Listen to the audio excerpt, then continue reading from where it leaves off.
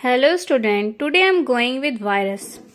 RH. Whittaker classify किए थे Monera, Protista, Fungi, Plantae, Animalia को, लेकिन वायरस को कोई प्लेस नहीं दिए। वायरस के साथ बहुत बुरा हुआ। वायरस को आर.एच. विटेकर ने प्लेस ही नहीं दिया, कोई जगह नहीं दिया अपने 5 किंगडम क्लासिफिकेशन में। वायरस को ट्रू लिविंग कंसिडर नहीं किया जाता है। वायरॉइड, प्रॉइंस, लाइकन, ये सारे ए सेलुलर ऑर्गन्स होते हैं।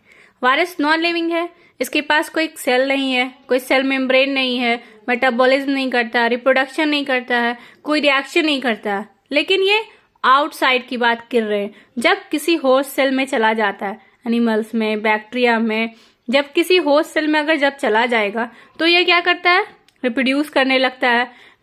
इसके पास जेनेटिक मटेरियल डीएनए, आरएनए होता है, लिविंग ऑर्गन्स कैरेक्टर शो करने लगता है। और ये क्या करता है, इसके पास जो जेनेटिक मटेरियल होता है वो इस यूज करके जो होस्ट होता है उसको एकदम बीमार कर देता है। एटीपी का इस्तेमाल करके पूरा इसको खत्म कर देगा। और जो हमारे में होस्ट में जो एटीपी होता है वो एंजाइम बनाने के लिए इस्तेमाल करते हैं हम लोग तो। लेकिन जो वायरस है ना, वो क्या करता है, डिजीज काउज करवा देता है। जैसे कि सर्दी जुकाम, सर्दी हो जाता है, कभी कभी बहुत फीवर हो गया, जुकाम हो गया, वायरस के कारण ही होता है।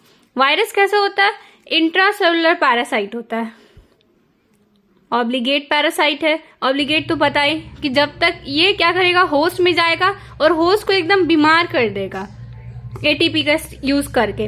वायरस होस्ट पे डिपेंड करता है। और जितना भी लिविंग सेल है उसमें डीएनए, आरएनए होता है।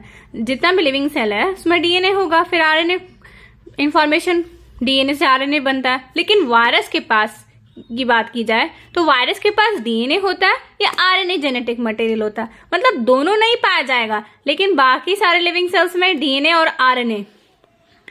वायरस को सबसे पहले इवांसकी 1892 में, ये कहाँ देखे, टोबैको, इन्फेक्टेड टोबैको लीव्स है ये। इससे क्या करें, केमिकल आइसोलेट किया और केमिकल को ये बैक्टीरिया फिल्टर पेपर से पास करवाएं। अब जो ये पास कर गया, इन्फेक्शनस हो गया, पॉइजनस फ्लूइड जिसको हम लोग कहते हैं वायरस। 1892 में बिजरनिक ने क्या किया था, इन्फेक्टेड टोबैको प्लांट से, ये भी इन्फेक्टेड टोबैको प्लांट का इस्तेमाल किए, आइसोलेट किए केमिकल को। इससे इन्फेक्शनस जो हुआ, कॉन्टेगियम वाइवम फ्लूइड, जो इन्फेक्शनस काउजिंग फ्लूइड होता है। I hope so you understand.